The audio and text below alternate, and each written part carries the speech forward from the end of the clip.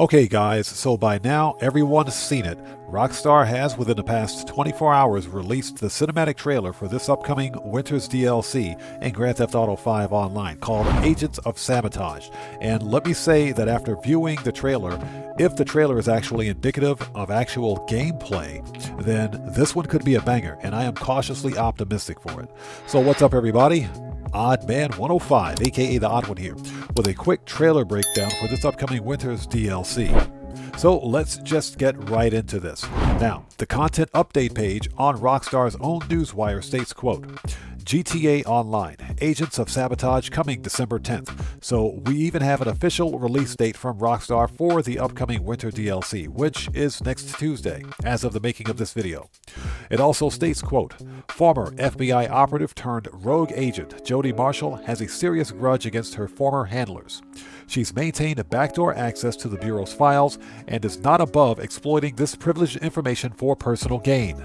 Take ownership of the Darnell Brothers Garment Factory, where plans for some of Los Santos' most legendary crimes have been hatched, and use it as a covert ops installation in GTA Online, Agents of Sabotage. Partner with Jody, in addition to a familiar face, your first mate Pavel from the Cayo Perico heist. Together, you'll utilize the latest clandestine tech to zero in on some of the city's preeminent scores in this thrilling new GTA Online update. Coming December 10th on PlayStation 5, PlayStation 4, Xbox Series XS, Xbox One, and PC. So the update is releasing across all platforms. So next, let's do a really quick breakdown of the Winter Updates trailer, which is surprisingly short, so this won't take very long. Okay, now in this first image, we have the good old Benefactor Terabyte, which is one of the most heavily armored vehicles in the game, by the way, and by now, every one of us should own one of these. And we get our second official look at the brand new Bravado Banshee, which this time is closely designed after the Dodge Viper. And right behind it, we have our first look at a new wide-body variant of the Dinka Jester RR. And we also have a brand new Dinka sedan being released in the game, all of whom are being followed by Buzzard attack choppers. Here we've got our player character, and good old Pavel makes a return. And you know, I've said this before, what is it with Rockstar giving us these middle-aged NPCs as contacts? Whatever happened to the good old days of like Imani, Paige Harris, Luchadora, or even Jeanette with her bacon mac and cheese? Come on Rockstar, you guys can do better than this. Give us a hottie, that's what we want. Here's another image of the new wide-body variant of the Dinka Jester RR with what appears to be a new dragon livery. Very nice. So here's the interior of the Darnell Brothers Garment Factory, or your new base of operations, aka Lester's old stomping ground. Over here on the chair we've got Pavel. Here's the player character. This is apparently your desk, and if you notice, you've got trophies on your desk in a similar manner to some of the other clandestine heists or businesses you have, where when you complete missions, you get trophies. So it's going to be the same deal here. Over here is our middle-aged former FBI operative standing in the corner. But this DLC so far is giving me agency vibes. So if the gameplay design and mission structure for these new clandestine missions are even remotely close to the specialist contracts and the VIP contract for the agency property, then I think this is going to be a great DLC. Okay, so both of these aircraft already exist in the game. Here we have a picture of the Mammoth Tula, which is a VTOL-enabled and amphibious aircraft. So here's our new purchasable property, the Darnell Brothers Garment Factory. Plus, we've got a nice rear shot of the new Bravado Banshee with the new wide-body variant of the Dinka Jester RR. And here's what caught my eye.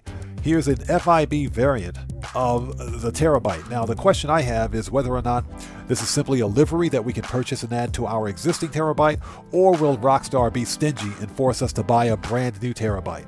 We'll find out when the DLC releases. Okay, so here are 4 of the 5 new vehicles that we can probably expect to be released on day 1. You've got the Bravado Banshee right here. You've got the wide-body Dinka Jester RR, plus the new Dinka 4-door sedan, which people speculate is based on the new Honda Accord. And over here, we have a police interceptor variant of the Inventero Coquette D10, which I might have to buy. Now, my question is whether or not this car will be a completely separate police car, or it's simply a livery that we can purchase to add to one of our existing Inventero Coquette D10s if we own one. Okay, so here the RC Bandito makes its return, and it appears we're going to be using the RC Bandito during some of these missions. So here we have an interior picture of the Terabyte with occupants, mind you, which is something that we've never seen before. So this suggests to me that in a similar manner of the Avenger aircraft with the Avenger Operations Terminal, we will more than likely be conducting field operations from the Terabyte and accessing those missions from inside the Terabyte's operation terminal as well. And these final two images illustrate what appears to be the old access tunnel to the Doomsday Heist, and a couple of mammoth squatties which are currently being rolled by a weaponized and armored version of the Arena Wars tank. Yep, here's an armored and weaponized version of the Arena Wars tank, which I think is pretty freaking cool because outside of free roam and public sessions, we never get to use Arena Wars vehicles, so I'm pretty happy that we'll get to use this one during missions now.